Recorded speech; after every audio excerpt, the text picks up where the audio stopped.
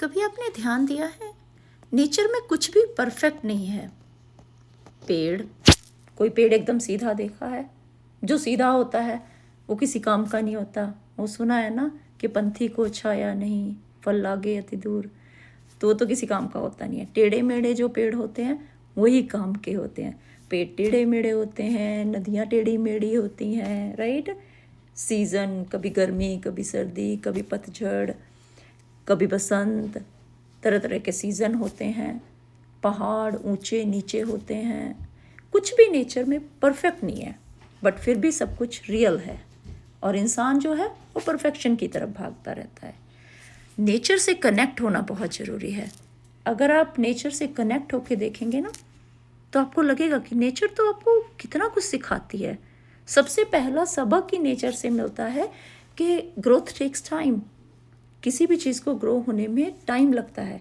आप कोई भी बीज जब बीजते हो तो क्या एकदम से वो पेड़ बन के फल देने लग जाता है?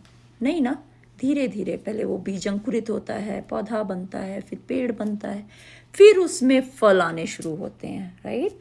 टाइम लगता है। इसी तरह से लाइफ में भी धीरे धीरे ग्रोथ टेक्स टाइम। और क्या, दूसरे बहुत सारे सबक हैं जो नेचर है ना, वो हम लोगों को बहुत कुछ सिखाती है। Every phase of nature has a purpose. हमने एक बचपन में मैंने एक स्टोरी पढ़ी थी, मुझे याद नहीं है, स्टोरी नहीं, आई मीन एक कहानी या कुछ कह लो, कुछ ऐसा, स्टोरी कहानी कह रही हूँ। अरे वो होते नहीं थे निबंध टाइप, वैसा पढ़ा था।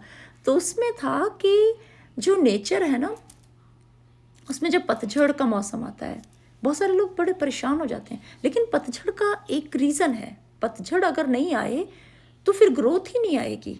जब पतझड़ आती है, उसमें जो वो बीज होते हैं वो मिट्टी में दब जाते हैं, तभी तो बसंत ऋतु आने पे, स्प्रिंग आने पे वो फिर से ग्रोथ आती है, राइट। तो पतझड़ का आना भी ज़रूरी है। तो हर सीज़न का अपना एक, उसमें भी एक देखो कितना बड़ा रहस्य छुपा हुआ है ना। तो लाइफ में भी दुख सुख सब आने ज़रूरी हैं। दुख नहीं आएगा तो सुख का कोई मायने नहीं रह जाता इंसान के लिए। सुख की कोई अहमियत नहीं बचती होती, राइट। आपने देखा है ना, जब विंटर आती है, ठंड होती है, मतलब जगह के हिसाब से, कहीं पे स्नो पड़ रही होती है, कहीं पे वैसी ठंड होती है, तो सब लोग ऊब जाते हैं। पहले पहले विंटर बहुत अच्छी लगती है, पहले पहले स्नो बहुत अच्छी लगती है, फिर धीरे धीरे वही विंटर तंग करने लग जाती है, तो हम स्प्रिंग का वेट करना शुरू कर देते हैं। स्प्रिंग की अहमियत क्यों होती है? क्योंकि विंटर से लोग तंग आ जाते हैं। लेकिन अगर हमेशा ही स्प्रिंग रहे तो कोई उसकी वैल्यू ही नहीं रहेगी, राइट। तो जीवन में सुख और दुख का एक संगम है।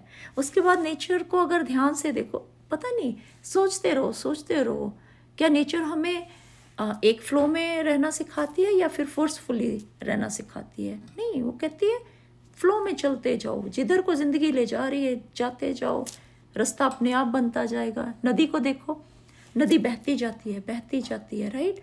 रास्ते में पहाड़ आते हैं, पत्थर आते हैं, क्या वो पहाड़ों पर पत्थरों को कहती है कि इधर हो जाओ, मेरे रास्ते से हट जाओ?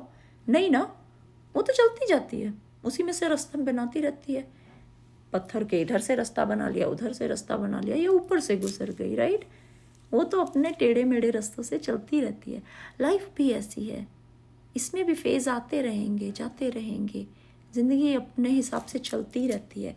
सो कनेक्ट विद नेचर। नेचर से कनेक्ट होके ना हम, it brings back to you to life. पता नहीं, मुझे ऐसा लगता है। अगर आप कभी भी नेचर से कनेक्ट होके देखेंगे ना, तब आपको पता चलेगा कि what a beautiful life we have, that we are just wasting toward the materialistic world. I guess हमें ज़रूरत है, मैं ये मानती हूँ, पैसे की, पैसा कमाना भी ज़रूरी है, राइट, क्योंकि जीने के लिए उसकी भी एक लिमिट है, इसकी ज़रूरत है। बट क्या सब कुछ पैसा ही हो गया है? हम पैसे के पीछे इतना भाग रहे हैं कि हमें रियल लाइफ का तो पता ही नहीं है। हम जिस नेचर में से आए हैं, हम उस नेचर को ही भूल गए हैं। So it's time to connect back with our nature, I guess.